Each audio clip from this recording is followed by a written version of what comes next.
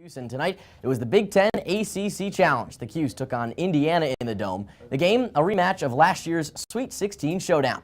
The Orange defense stifled the Hoosiers in that one, and this year, it was more of the same. 7-0, looking to make it 8-0. A nice 10-0 run to start the game. Trevor Cooney, 26 threes this year, had 28 all of last year. Indiana, though, came back at the end of the first half off a Hollowell miss. Troy Williams finishes and finds himself off Sports Center.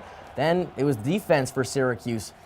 20 turnovers for Indiana led to SU points, and then second half all orange. Tyler Ennis finished with 17, 8 assists, and 7 rebounds, along with him and Trevor Cooney, led the Orange to a victory. I don't think you could ask for them to play at a higher level than what they played. It's really been amazing, the level of play that they've had. They've really picked up the whole team. I don't think you can say enough about how they played this year. The Orange improves to 8-0 on the year. Next up for the number 4 team in the country, a matchup against Binghamton in the Dome on Saturday. Syracuse already clinched its win, but the ACC Big Ten Challenge rose along with another top 25 matchup, this time between number 10 Duke and the 22nd ranked Michigan Wolverines down in Cameron Indoor. Minutes to go in the first half. Freshman Jabari Parker's all about that freshman life.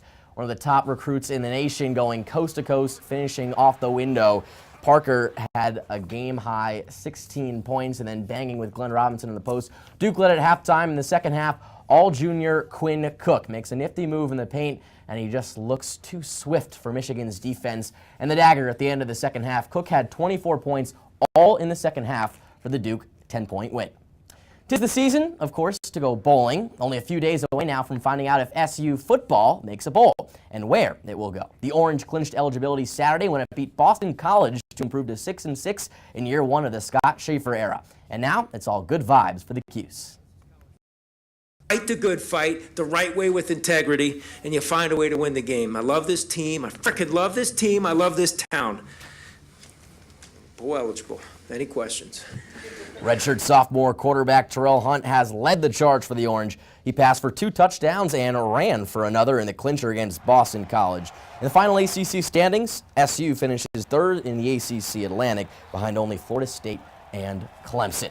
A few postseason awards for SU as well. Center Mackie McPherson was named 2nd team All-ACC, and on the 3rd team, Orange running back Jerome Smith, defensive tackle Jay Bromley, and safety Darrell Eskridge. Syracuse won't know what bowl it might play in for a few more days, but experts do expect the 6-6 'Cuse will at least make a bowl. A power conference team with 6 wins hasn't been left out of the postseason picture since 2007. And finally, on the diamond, where the hot stove has officially ignited, as the Yankees have reportedly struck a deal with free agent center fielder Jacoby Ellsbury. Sources say the two sides have agreed on a huge 7-year, $153 million contract, which would make Ellsbury the latest Red Sox to go to New York. This year for the world champ Red Sox, Ellsbury almost hit 300 and stole a league-high 52 bases. The signing would continue the offseason spending spree for New York, which has already inked catcher Brian McCann and close to signing second baseman Kelly Johnson. That's your sports update. I'm Ben Fontana. Have a good night, Syracuse.